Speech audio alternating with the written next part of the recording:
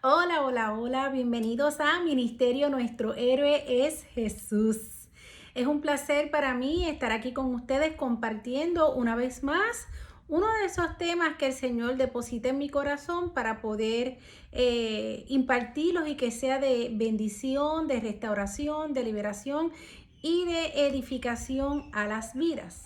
Así que vamos al grano. Este es un tema que se discutió el lunes pasado por Zoom, porque sí, todos los lunes nos reunimos por la plataforma del Zoom. 6:30 Kansas, 7:30 la Florida, el Caribe, Massachusetts, Nueva York y también 8:30 Argentina. Así que te estoy extendiendo la invitación para que te unas con nosotros a esta reunión tan hermosa donde todos salen totalmente bendecidos. También quiero dejarte saber que la plataforma se encuentra a través del Facebook como Ministerio Nuestro Héroe es Jesús y en YouTube, donde puedes encontrar todos los temas que se han discutido por Zoom. Ahí puedes ver la interacción que se da bien linda y nada, disfrutas de ella. Bien, vamos al tema que voy a estar discutiendo con ustedes. El tema es el de las tentaciones. El de las tentaciones. Y es bien importante que nosotros sepamos que como hijos de Dios estamos expuestos a tentaciones en todo tiempo y pues la Biblia nos da ejemplo de ello. Lo importante es saber cómo responder ante ellas, buscando siempre agradar a quién, a nuestro Padre Celestial, para que el enemigo no gane terreno. Es bien importante que te metas eso por la cabeza. No podemos permitir que el enemigo gane terreno. Somos nosotros siempre los que vamos al frente, ¿verdad? Abriendo camino con la ayuda del Señor para ganar terreno. Nosotros tenemos que ganar terreno en el Señor, no que el enemigo gane terreno a causa de, ¿verdad? Muchas veces de nuestras concupiscencias que más adelante voy a estar discutiendo con ustedes. Bien, ¿qué son las tentaciones? Pues mira, bíblicamente se conoce desde el idioma hebreo como mashá, o sea, mashá, ¿verdad? Con doble S, H al final. Y eso quiere decir prueba. La tentación tiene que ver con una prueba, ¿ok? Es una prueba de la capacidad de las personas de escoger el bien en lugar del mal. Es una incitación a pecar y a seguir a Satanás en lugar de Dios. Así que cada vez que yo te mencione la palabra tentación, vas a traer a tu mente la palabra prueba o la incitación a pecar. En otras palabras, es pecar. Esto no hay que buscarle tanta cosa, ¿verdad? Para poder explicarlo. Yo sé que muchos de los que están aquí saben qué significan las tentaciones. Bien, ahora voy a discutir con ustedes las características de la tentación. Pues mira, tiene que ser atractiva. El enemigo siempre va a usar algo atractivo que te llame la atención para ver si tú caes. No todos somos iguales. No todos vamos a caer en lo mismo. Somos propensos a. No todos nos atrae lo mismo. Entonces, nosotros tenemos que tener en cuenta que la influencia del adversario es bien extensa. Tenemos que recordar que la palabra dice que estamos luchando contra gobernantes, contra principados, ¿verdad? Del infierno. Es una administración preparada con un plan establecido. Es un menú. Ellos tienen un menú allí para poder atacarnos y hacernos la vida de cuadritos. También la tentación es sigilosa, es sutil, viene poco a poco, se la ingenia para llegar a nosotros. Es persuasiva, es convencedora, siempre y cuando no te dejes convencer. Y siempre va a estar prometiendo un bienestar, una felicidad, un placer, prosperidad, gozo. Porque por eso es que se llama tentación. Tiene que hacer algo que supuestamente genere en nosotros un bienestar. y siempre va a tratar de congraciarse contigo. Es lisonjera, busca a través de palabras labiosas llegar a nosotros y es persistente. La tentación es persistente. Y grábate bien esto también. Puede durar minutos, días, horas y a saber cuánto tiempo más, pero siempre, siempre va a depender de ti, ¿ok?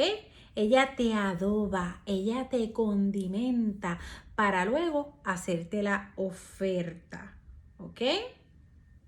¿Cuál es el propósito de la tentación? Espérense un momentito que no quiero que se me, ¿verdad? No tener que perder ningún punto. Bien importante. ¿Cuál es el propósito de la tentación desde el punto de vista negativo? Pues mira, que peques, que te apartes del Señor, que pierdas la unción, que tu ministerio se paralice, se congele y también que pierdas tu trabajo, que tus proyectos no se den, que tus estudios se paralicen, que te enfermes física y espiritualmente, apartarte de tus metas, destruir tu familia, entre otros. Ahora bien, es bien importante que nosotros conozcamos una palabra que está en la Biblia. Esa palabra se llama concupiscencia. Y la concupiscencia tiene que ver con el apetito, con el deseo desordenado por cosas que al Señor no le agrada. ¿Ok? Es el deseo también hacia el placer sensorial. También la concupiscencia tiene que ver con el placer sensorial. Y eso de sensorial tiene que ver con los 5 sentidos, que son gusto, olfato, tacto, vista, oído, pero también tiene que ver con el afán de poseer cosas, de sobresalir en algo, pero fuera de sí y entre un sinnúmero de cosas. Hay personas que tienen el gusto por la carne, por estar sexualmente desenfrenadamente con alguien. Y eso se llama concupiscencia, por darles algún ejemplo. Bien, ¿cómo se concibe el pecado? Si tú vas a Santiago 1, 13, 15, te lo explica y te lo voy a leer tal como lo dice la palabra para que así conste lo que te estoy explicando. Dice, cuando alguno es tentado, no diga que es tentado de parte de Dios, porque Dios no puede ser tentado por el mal, ni Él tienta a nadie, sino que cada uno es tentado cuando de su propia concupiscencia es atraído y seducido.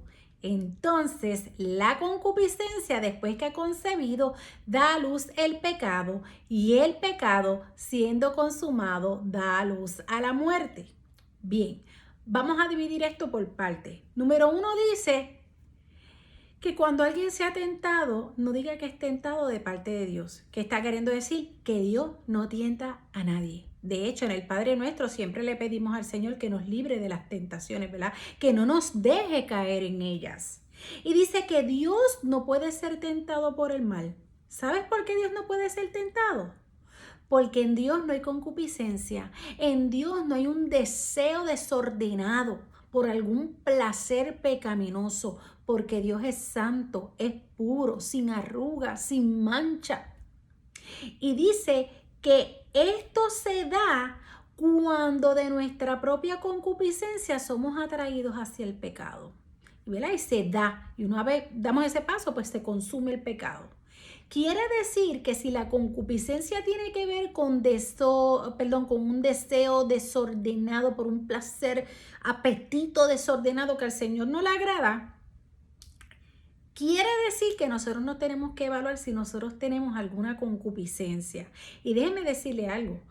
Hoy estaré compartiendo con ustedes la primera parte porque viene una segunda parte, pero en el día de hoy tenemos que discutir varios ejemplos que están en la Biblia para luego dar pie a ejemplos que ocurren en nuestro diario vivir, ¿verdad? Respecto a la concupiscencia, la tentación. ¿Qué hay en mí? Es bien importante que tú dejes que el Espíritu Santo evalúe tu corazón. ¿Qué hay en mí? ¿Tengo concupiscencia?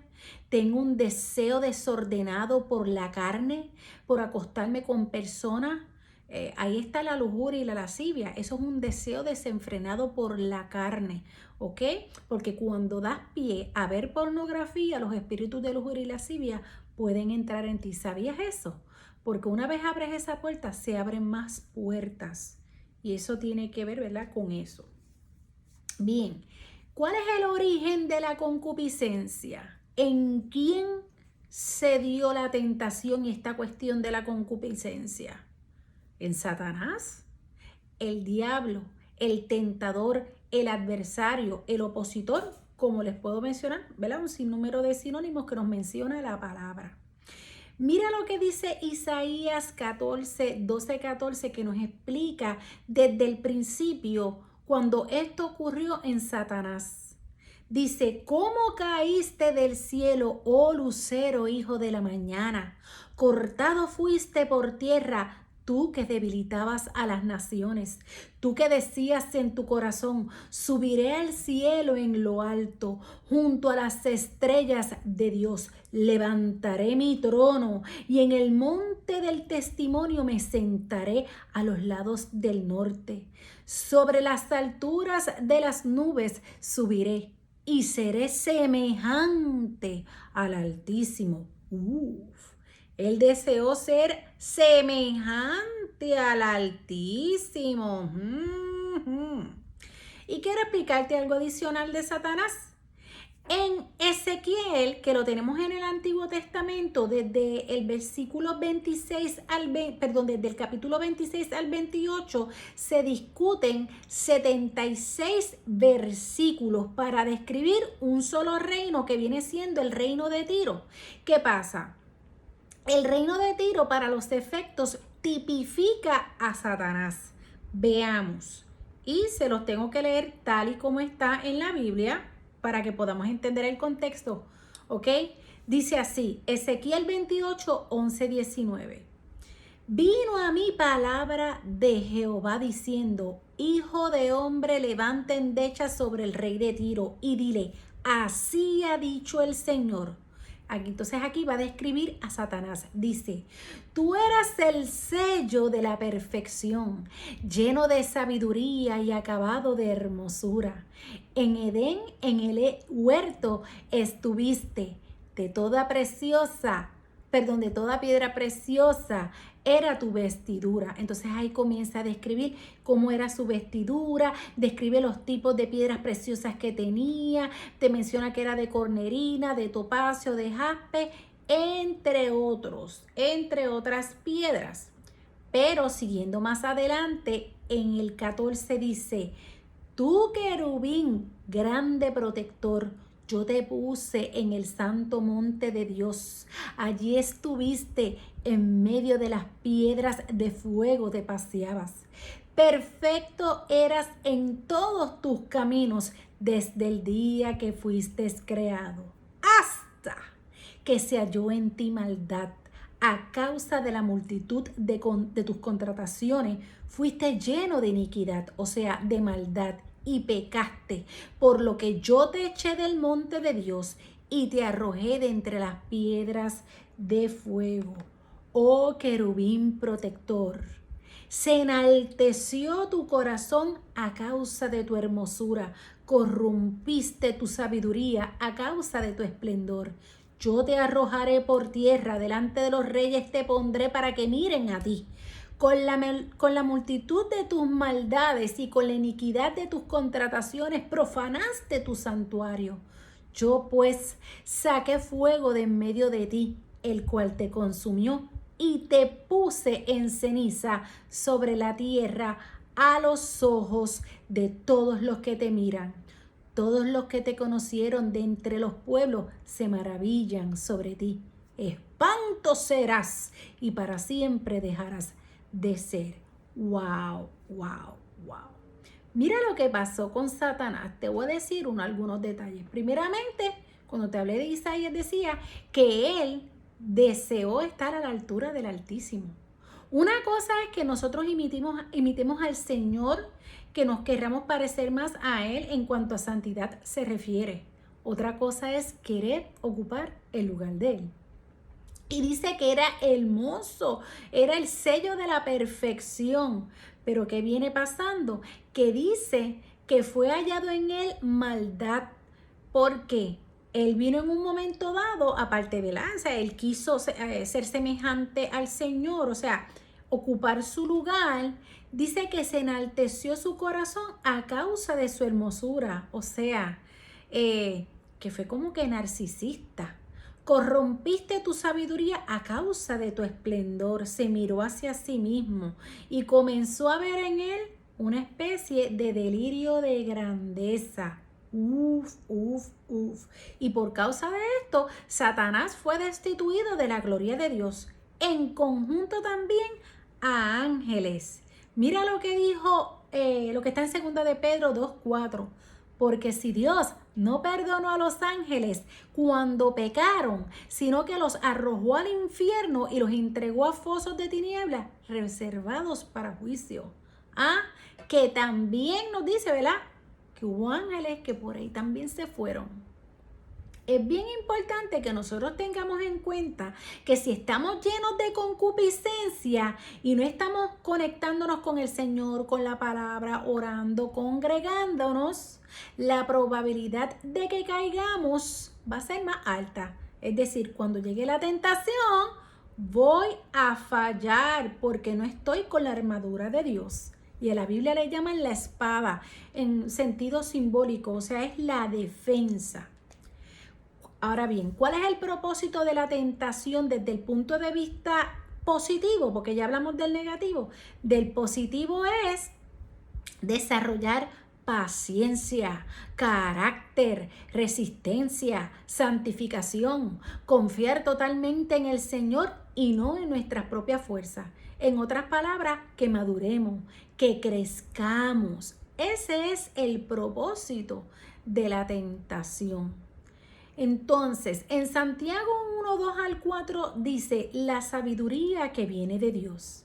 Dice, hermanos míos, tened por sumo gozo cuando os halléis en diversas pruebas, sabiendo que la prueba de vuestra fe produce paciencia. ¿Ves? Ahí te está diciendo uno de los aspectos positivos.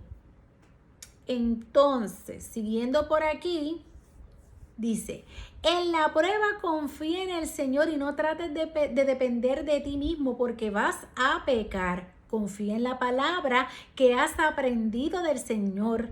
En la hora venidera, el Señor te habrá de decir qué hacer.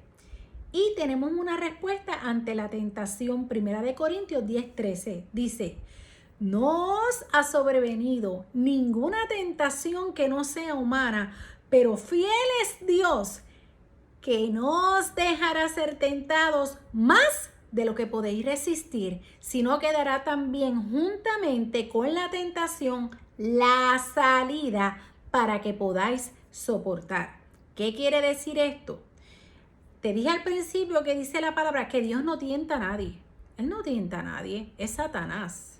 Pero Él permite también la tentación para que nosotros seamos probados. Y dice allí la palabra, lo que les acabo de decir, que cuando se llega la tentación y Dios la permite, es porque Él sabe que tú puedes resistir. Que Él no te va a permitir una tentación más allá de lo que Él entienda que tú no puedes resistir. Al contrario, si la permite es porque sabe que tú puedes resistirla. Segunda de Timoteo 1:7 dice, porque no nos ha dado Dios espíritu de cobardía, sino de poder, de amor y de dominio propio. Eso quiere decir que Dios nos ha dado la capacidad para hacer lo correcto. Ahí lo dice, que Él no nos ha dado un espíritu de cobardía, sino de amor, de poder y de dominio propio, amor hacia sí mismo. ¿Ok? Poder y dominio propio, lo tenemos. Lo que pasa es que muchas veces, vuelvo y repito, si no tenemos el área espiritual fortalecida, vamos a ceder. vamos a caer. Pero siempre, siempre, cuando llegue la tentación, siempre el Espíritu Santo va a venir como un rayo a tu mente a decirte, no lo hagas hasta ahí. Pero va a depender de ti. ¿Ok? Dios tiene que estar bien seguro de quién Él va a tener allá arriba cuando llegue la hora venidera de llevarse allá gente. Porque dice la palabra que sin santidad nadie verá al Señor. Allá lo que entre tiene que entrar puro, sin mancha, sin arruga. Así lo dice la palabra del Señor. Tenemos que tener en cuenta que no puede haber crecimiento sin prueba. No se gana una batalla, perdón, no llegamos a la victoria si no hay una batalla peleada, ¿verdad? Oh, yes. ¿Cómo pasamos de grado? Estudiando, esforzándonos, y cuando llega la prueba la pasamos. Al principio fue difícil, nos fajamos, pero lo logramos. Ahora bien, yo les voy a estar discutiendo a ustedes 3 ejemplos de la Biblia que tienen que ver con la tentación. Y vamos a comenzar por el primer ejemplo perfecto, y es el de Jesús, pero no sin antes decirle que la palabra dice que Jesús fue tentado en todo. Te lo voy a probar. Hebreos 4:14 al 15 dice, se titula Jesús, el gran sumo sacerdote. O sea que cada vez que tú escuches la palabra el gran sumo sacerdote se está refiriendo a él. Por tanto, teniendo un gran sumo sacerdote que traspasó los cielos, Jesús, el Hijo de Dios, retengamos nuestra profesión, porque no tenemos un sumo sacerdote que no pueda compadecerse de nuestras debilidades, sino uno que fue tentado en todo según nuestra semejanza, pero sin pecado. Sin pecado. Entonces, quiere decir que si Él pudo, tú puedes ante la tentación. ¿Ok? Entonces, Mateo 4:1 al 11 nos habla a nosotros de que Satanás lo tentó a Él en un mismo día en 3 ocasiones. Le dijo en una porque Él llevaba 40 días y 40 noches en ayuno. Y dice que el diablo se acercó a tentarlo para decirle a él, mira, dile que estas piedras se conviertan en pan. Y que le dijo, no solo de pan vivirá el hombre, sino de toda palabra, ¿verdad? Que dé el Señor, que dé vida, ¿verdad que sí? Y quiero aprovechar para buscarlo aquí, para discutírselo rapidito, para que entonces, ¿verdad? Así conste y ustedes puedan escuchar con sus propios oídos lo que yo les estoy explicando. Se titula así, Tentación de Jesús. Dice en esa parte cuando le dijo, si eres hijo de Dios, di que estas piedras se conviertan en pan. Y él le dijo, escrito está. Así fue que comenzó. Escrito está. No solo de pan vivirá el hombre, sino de toda palabra que sale de la boca de Dios. Que te está queriendo decir que todo lo que sale por tu boca, que dé vida, podemos vivir. Entonces, el diablo dice que le llevó a la santa ciudad y que lo puso sobre el pináculo del templo. El pináculo del templo es allá arriba, lo último. Y le dijo, si eres hijo de Dios, échate abajo, porque escrito está. Mira lo que él le contestó. El mismo diablo le dijo, escrito está. A sus ángeles mandará cerca de ti. En sus manos te sostendrán, para que no tropieces con pie en piedra. Y Jesús le dijo, escrito está. No tentarás al Señor tu Dios. Otra vez le llevó el diablo a un monte muy alto y le mostró todos los reinos del mundo y la gloria de ellos. Y le dijo, todo esto te daré si postrado me adorares.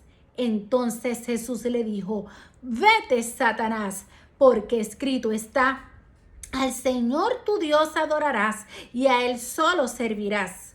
El diablo entonces le dejó y he aquí vinieron ángeles y le servían. Ahorita le dije a ustedes que dice la palabra que Dios no puede ser tentado. ¿Por qué no puede ser tentado? ¿En qué sentido se refiere eso? En que en Él no hay concupiscencia, no hay maldad, no hay pecado. Pero vino el diablo atrevidamente y se atrevió a disque tentarlo, que no tiene sentido. Él creyó que él podía tentar a Jesús cuando Jesús es el Hijo de Dios. Es perfecto. No obstante, Jesús, ¿verdad? Analicemos la conducta primero de Satanás y luego vamos a analizar la conducta de Jesús. Número 1, Satanás trató de tentar a Jesús en lo que él pareciera pensar que fuese una necesidad física para Jesús. ¿Por qué? Porque él llevaba 40 días y 40 noches en ayunas. Ese fue por el lado del hambre, por el lado del gusto, al decirle que convirtiera las piedras en pan. 2, se fue a los placeres del mundo a través de la ambición, al ofrecerle todos los reinos del mundo. Cuando Él es el Rey de Reyes, Jesús es el Rey de Reyes. Y retó a Jesús al decirle que se tirara del pináculo del templo pensando que se iba a morir. Jesús podía hacer más que eso y lo demostró en la cruz cuando murió por ti y por mí. Resucitó. Utilizó la palabra de Dios para manipularlo y eso nos deja saber que Él es conocedor de la palabra también, por lo cual con más razón y más diligencia debemos conocer la palabra de Dios, ¿ok? El adversario conoce la palabra de Dios para engañarnos. Por eso es importante, tú cristiano que me escuchas, que la escudriñes, que la estudies todo el tiempo, que permitas que tu pastor, que sea entendido, te guíe a través de ella para que no puedas ser engañado por él. Ahora bien, vámonos a la conducta de Jesús. Vamos a analizar a Jesús. En todo momento Él le respondió por la palabra, en todo momento era escrito está, escrito está. O sea, Él contestaba de una manera sabia, astuta y correcta. ¡Boom! Veamos.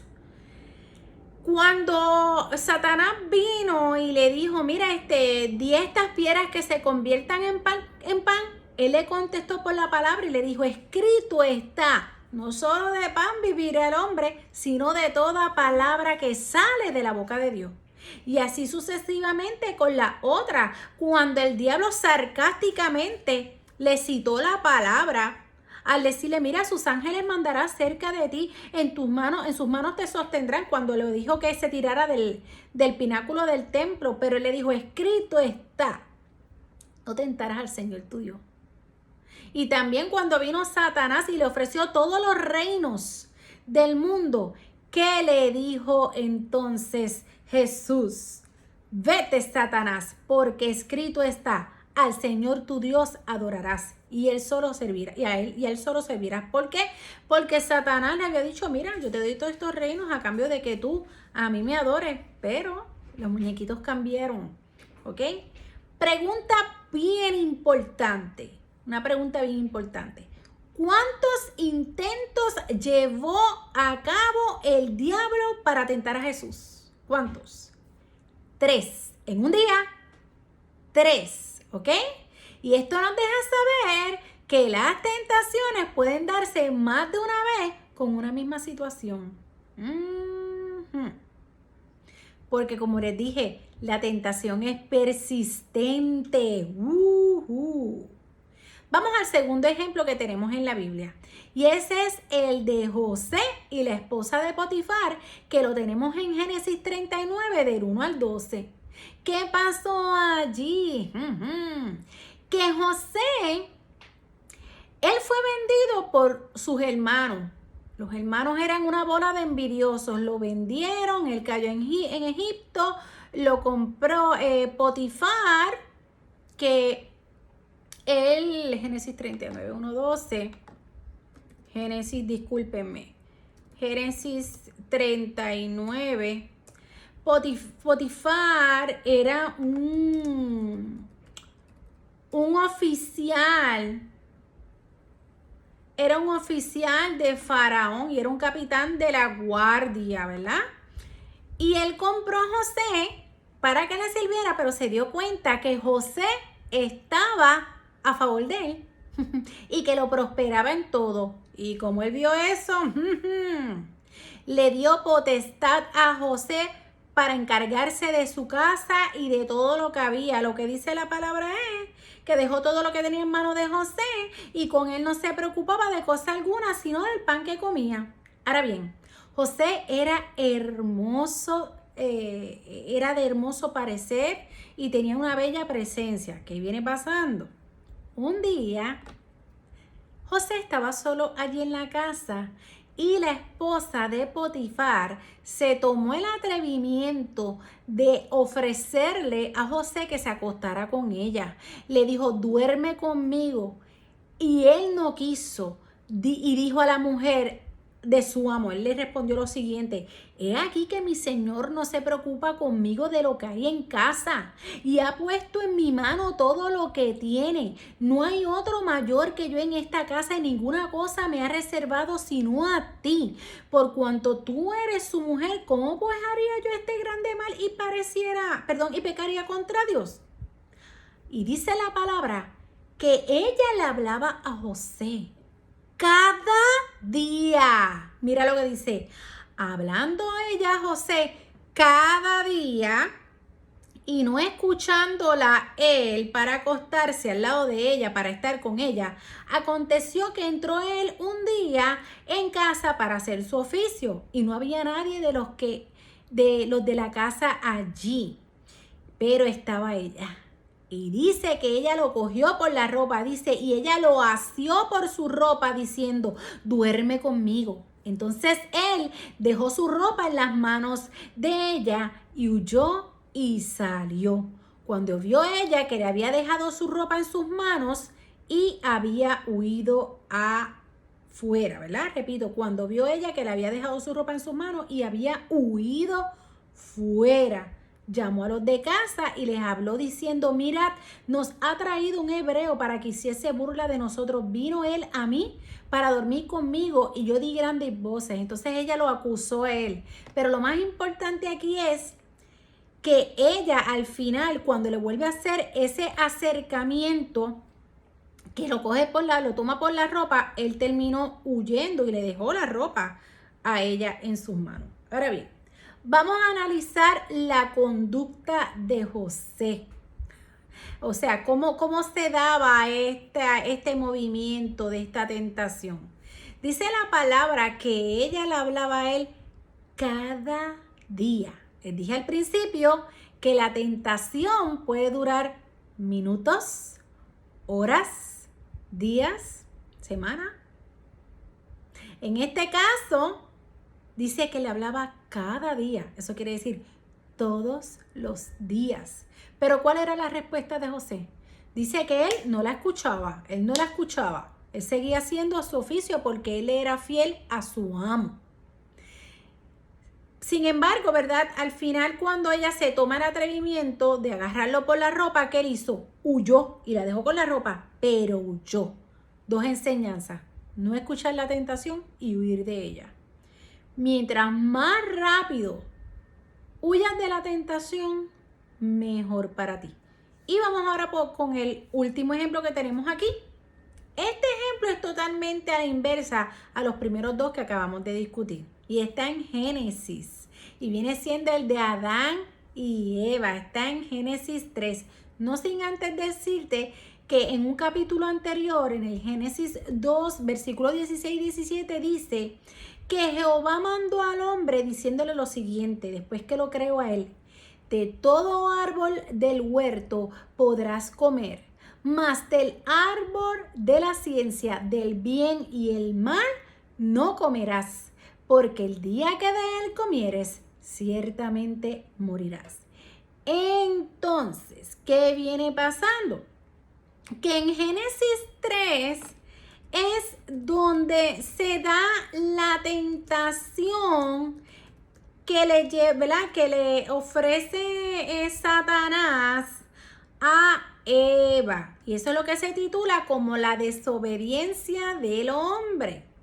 Entonces dice la palabra que la serpiente era astuta y que un día se acercó a Eva y le preguntó, ¿verdad?, lo siguiente: con que Dios os ha dicho, no comáis de todo árbol del huerto. Y la mujer, o sea, Eva le respondió a la serpiente: del fruto de los árboles del huerto podemos comer, pero del fruto del árbol que está en medio del huerto, dijo Dios, no comeréis de él, ni siquiera lo tocaréis para que no muráis.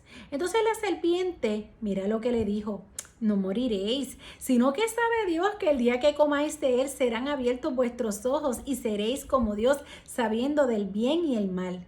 Y dice la palabra que vio a la mujer que el árbol era bueno para comer y que era agradable a los ojos y que era un árbol codiciable para alcanzar sabiduría, y que tomó de su fruto y comió de él y dio también a su marido, el cual también comió de ella. Entonces dice que tan pronto ellos consumieron de ese fruto, sus ojos le fueron abiertos y se dieron cuenta que estaban desnudos y se cosieron unas higueras. ¿Qué viene para hacerse unos delantales? ¿Qué viene pasando? En el versículo 8 dice que ellos oyeron la voz de Jehová que se paseaba en el huerto y ellos se escondieron, y que Jehová les cuestionó que por qué se estaban escondiendo y que ellos le dijeron: mire, es que oí tu voz en el huerto y tuve miedo porque estaba desnudo y me escondí. Y Dios le dijo: ¿quién te enseñó que estabas desnudo? ¿Has comido del árbol del que yo te mandé que no comieses? Y el hombre le dijo: la mujer que me diste por compañera me dio del árbol y yo comí. Entonces Jehová dijo a su mujer: ¿qué es lo que has hecho? Y dijo la mujer: la serpiente me engañó y comí. Y Jehová Dios dijo a la serpiente: por cuanto esto hiciste, maldita serás entre todas las bestias. Y luego dice que te arrastrarás sobre tu pecho, y luego maldice al hombre con una serie de detalles donde dice que la mujer, ¿verdad?, a partir de allí, que cuando fuera a dar a luz, que en sus partos iban a ser multiplicados los dolores, y en Adán, que con el sudor de su frente iba a obtener, ¿verdad?, la comida, por hacerles a ustedes el resumen. Ahora bien, ¿cómo tentó Satanás a Eva? Pues mira, ¿qué estrategia utilizó? Fue persuasivo con ella a través de la cizaña, siendo sigiloso. Ahora bien, Eva no podía identificar lo que era la maldad ni la cizaña porque ella era ingenua, ella era sana. Ella no conocía la maldad, porque recuerden que Jehová le dijo: pueden comer de todo del huerto, pero del árbol del bien y el mal no conoceréis, porque no comeréis, porque el día que lo comas morirás. No había maldad en ella. Ella no podía identificar la maldad. Por eso es que al principio, cuando vino el Satanás, la trató de tentar en esa manera que fue cizañera, al decirle: con que Dios os ha dicho, no comáis de todo árbol del huerto, y no moriréis. Mira, sino que sabe Dios que el día que comáis serán abiertos vuestros ojos y seréis como Dios, sabiendo del bien y del mal. Le estaba haciéndole ver cuál podía ser el beneficio de comerlo. Que iba a poder ser igual que Dios, ver como Dios todo, conocer del bien y del mal. Recuerdan que yo les dije a ustedes que una de las o sea, la tentación tiene que tener algo que produzca un beneficio. Eso es como una oferta. Este es el beneficio que te da. Y él le explicó cuál era el beneficio que podía dar el comer del árbol del bien y del mal. Ahora bien, ¿cuál fue el proceder de Eva? Ella originalmente le hizo saber a él las instrucciones que le había dado Jehová de no comerlo porque el día que lo comiera iba a morir. No obstante, Satanás insistió. Recuerden las características: persistente. ¿Ok? Entonces, ¿en dónde fue que estuvo la carnada? En eso mismo, en explicarle los beneficios que tenía este árbol, que era hermoso a la vista. Y ahí fue que se dio la concupiscencia de Eva, al escuchar, al dejarse atraer por lo que Satanás le había ofrecido y descrito. ¿Cuál fue el error de Eva? Continuar escuchándolo, porque la primera vez ella no se esperaba que él le iba a decir, pero en las próximas insistencias y preguntas y argumentos, ese fue el error: escuchar al mal. ¿Qué debió hacer ella? Pues mira, no escuchar, ¿verdad? No continuar escuchando la voz de la serpiente y huir como hizo José. Y esto nos da una gran enseñanza. No escuches lo que tú sabes que es tentación y te puede hacer caer. No la escuches y si insiste, huye. Huye. Es bien importante que los que son nuevos en el Evangelio tengan en cuenta lo siguiente: que a partir, y no solamente los nuevos, todos nosotros, los que ya somos más viejitos en el Evangelio, que a partir del día número 1 que confesaste con tu boca que Jesús era tu Rey, tu Sanador, tu Salvador, y comenzaste una nueva vida en Cristo, te constituiste enemigo de Dios, de Satanás. Aclaro, te constituiste enemigo de Satanás, por lo cual te va a estar tentando. Si lo hizo con Jesús, que lo haga contigo, es nada. Dice Santiago 4:7, someteos pues a Dios, resistid al diablo y él huirá de vosotros. Y en resumen, la tentación es una prueba, es una incitación. Las características: que es persuasiva, convencedora, usa algo atractivo, es sutil, es sigilosa, es persistente, persuasiva. ¿Cuál es el propósito de la tentación desde el punto de vista negativo? Que peques, que te apartes de Dios, quitarte la unción, que se te paralicen todos tus proyectos, tu ministerio, destruirte tu familia y todo lo que hay por ahí para abajo en tu vida. ¿Ok? ¿Cómo se concibe el pecado? A través de la concupiscencia, a través de esos deseos desordenados. Que el origen de la concupiscencia estuvo en Satanás y continúa estando en él. ¿Cuál es el propósito de la tentación? A través del aspecto positivo: desarrollar paciencia, carácter, resistencia, santificación, confiar totalmente en el Señor y, en otras palabras, que tengas crecimiento, madurez y que, bien importante, que el Señor permite la tentación, pero nos da la salida. Recuerden que Él no nos dejará ser tentados más de lo que podamos resistir, sino que dará también, juntamente con la tentación, la salida. No hay excusa, porque nos ha dado poder, dominio y dominio propio.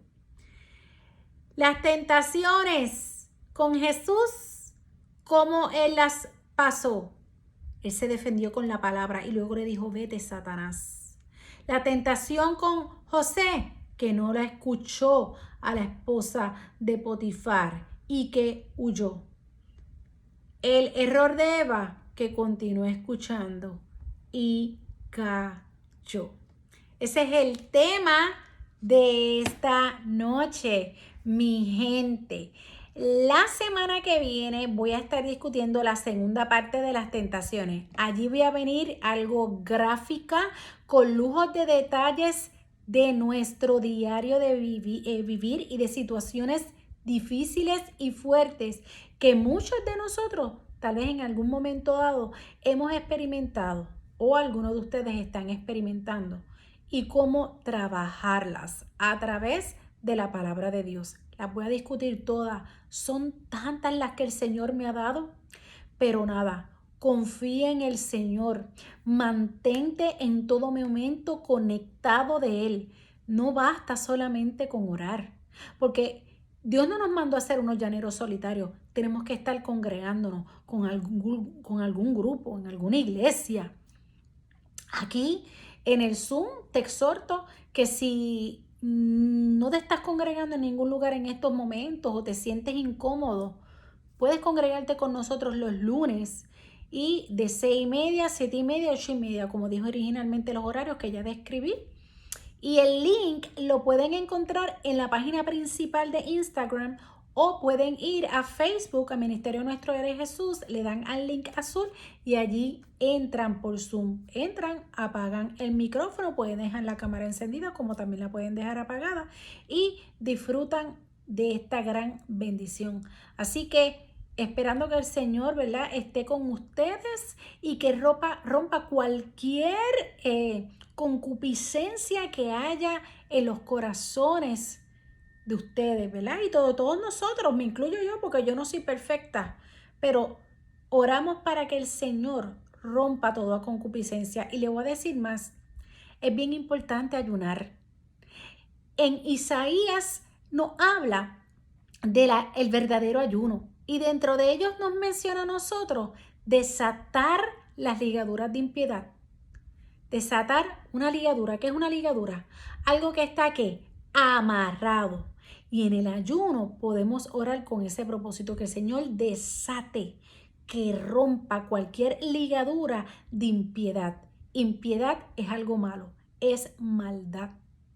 Así que si en la noche de hoy el Espíritu Santo te ha mostrado que hay concupiscencia en ti, yo te exhorto a que te tomes un día para que ayunes, porque es mejor ayunar un día para que el Señor desate esa ligadura a no hacerlo y que entonces caigamos en el pecado y nos vaya peor y quién sabe más. Así que será hasta la próxima con ustedes, su hermana Rose. Bendiciones.